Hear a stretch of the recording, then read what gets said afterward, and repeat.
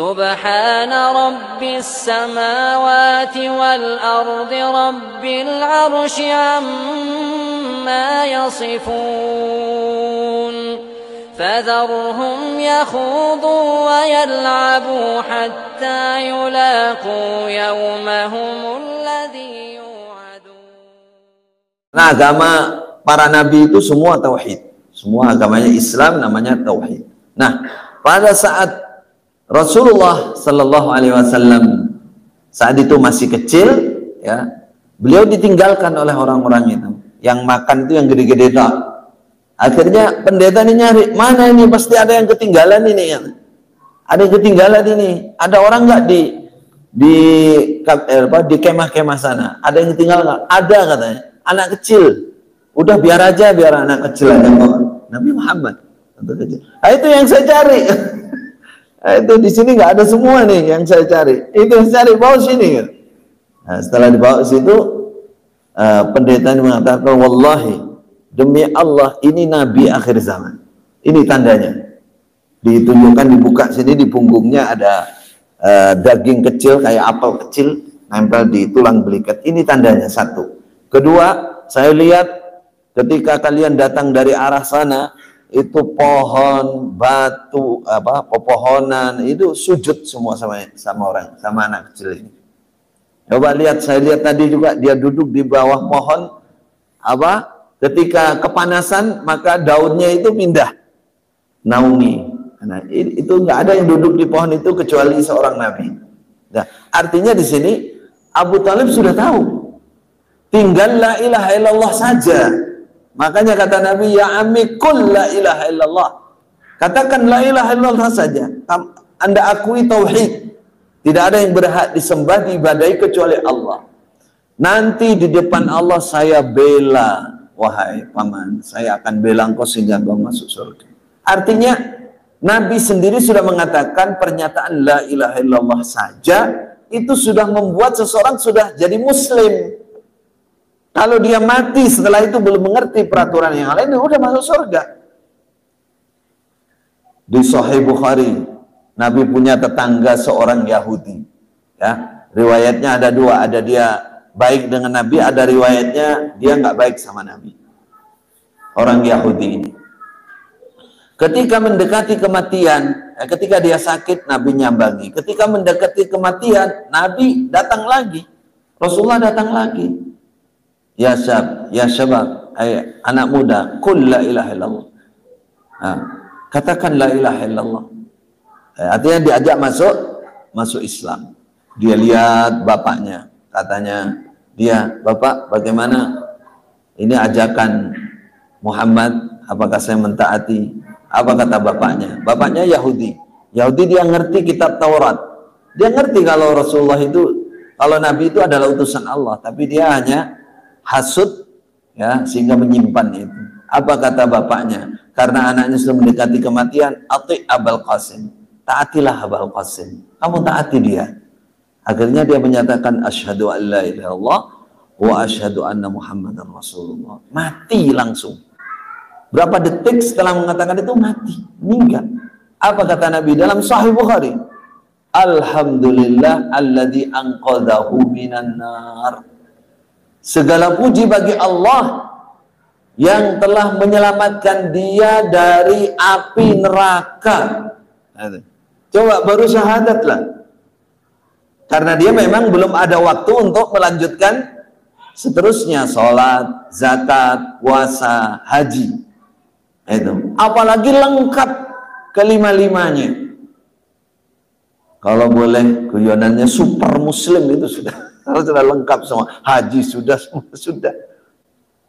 Memang ada hal-hal yang membuat orang itu murtad, membuat orang itu hilang Islamnya. Tapi kita tidak boleh menghukumi serampangan. Sejak zaman Nabi begitu. Ketika Usamah bin Zaid membunuh orang mengucapkan la ilaha illallah, disalahkan apa dibenarkan oleh Nabi? Disalahkan.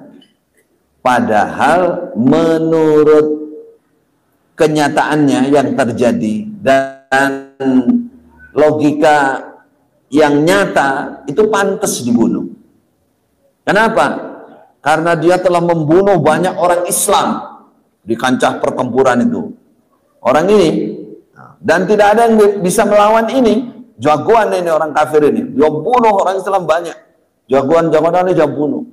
Akhirnya dia berhadapan dengan panglima, dengan jagoannya yaitu Usamah. Dia kalah, kalah, lari dia.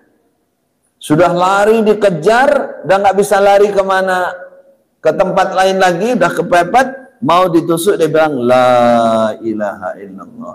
Itu sebenarnya kan, wah ini pura-pura ini kan, kepastian untuk pura-pura kayaknya lebih dekat ya, lebih besar. Tapi kata Usamah, pura-pura kamu sikat aja sama Usamah, mati dia. Dibenarkan apa disalahkan oleh Rasulullah? Disalahkan. Kenapa kamu bunuh dia setelah dia mengucapkan la ilaha illallah? Kenapa Nabi gak berhenti? Kenapa kamu bunuh? Apa nanti kamu alasannya di hadapan Allah kalau dia membantah bahwa dia telah percaya, beriman kepada kalimah la ilaha illallah? Apa yang diimani maksudnya? Makanya di hadisnya kan ada besok akan disyafaati oleh Nabi man qala la ilaha illallah wa kana fi qalbihi mithqalu dzarrah min imanin. Di hatinya ada keimanan, keyakinan terhadap la ilaha illallah ini walaupun hanya sekecil semut. Jadi keyakinannya itu masih minim juga, tapi dia sudah punya keyakinan yang berhak disembah itu Allah, Nabi Muhammad adalah utusan Allah. Itu besok masih bisa diselamatkan oleh Rasulullah sallallahu alaihi wasallam. Ini saudara, ini belum bicara yang dalam lagi. Ini yang saya maksud kenapa Jokam Islam Jamaah ini secara syariat termasuk merusak agama, perusak akidah. Ini contohnya.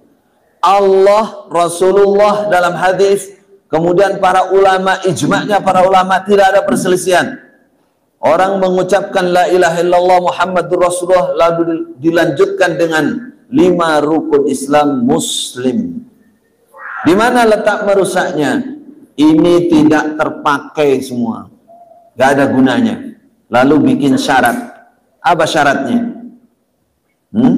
Masih ingat apa enggak? Apa sudah lupa? Islam tidak sah kecuali dengan berjamaah, berbaiat.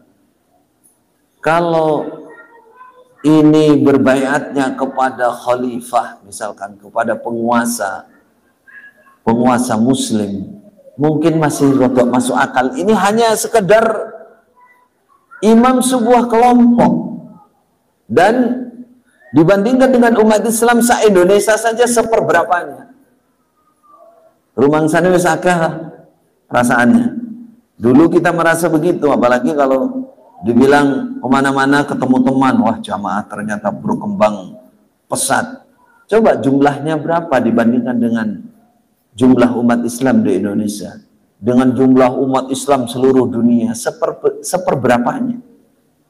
Nah itu. Jadi yang kita maksudkan di sini, walaupun itu terhadap berbaiat, menegakkan terhadap yang istilahnya sah secara syariat, misalkan seperti di Saudi mendirikan negara Islam, kemudian sistemnya dengan khilafah, kemudian semua aturannya adalah hukum-hukum Islam. Itu loh, para ulama juga menegaskan sampai ada orang nggak baiat kepada imam yang seperti itu pun hanya berupa pelanggaran besar, bukan sampai murtad dari agama. Nah kalau mau kisah nyata ya seperti zaman Nabi Muawiyah tidak baiat kepada Khalifah Ali, bahkan berperang, dan banyak dalam kisah-kisah itu. Ya, ini contohnya. Jadi bukan hanya sekedar kesesatan menyimpang biasa, tapi ini merekayasa. Ini nilai secara syariah. Seandainya itu tidak ada kebodohan, wah itu tidak ada uzur kebodohan, itu pelanggaran sangat besar dalam agama ini. Sak level, sak kelas dengan Syiah. Sak kelas. Iya. Jadi perasaan kita ini, ya, yang dulu, yang mungkin sekarang kita kalau nggak mendalami, perasaannya biasa-biasa saja, padahal itu dalam sekali dalam agama nilainya. Iftira namanya, berdusta atas nama Allah dan Rasulullah sallallahu alaihi wasallam. Ya Allah maghfir lana warhamna warda anna. Semoga Allah mengampuni kita semua karena dulu kita memang belum paham. Ya ayyuhalladzina amanu ittaqullaha haqqa tuqatih wa la tamutunna illa wa antum muslimun.